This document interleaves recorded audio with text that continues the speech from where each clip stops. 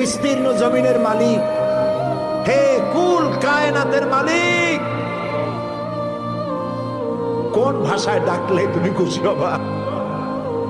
আমার সাথে বলেন, ইয়া হাইয়ু ইয়া কাইয়ুম, ইয়া হাইয়ু ইয়া কাইয়ুম, ইয়া হাইয়ু ইয়া কাইয়ুম বিরহমাতিকা নাস্তাগীস। আল্লাহ তাআলা, তুমি তো আমাদের সেই আল্লাহ যে নমরুদকে জুতো দিয়ে পিটায় শেষ করে দিছ। তুমি তো আমাদের সেই আল্লাহ যে ফেরাউনকে চুবাইয়া শেষ করেছো।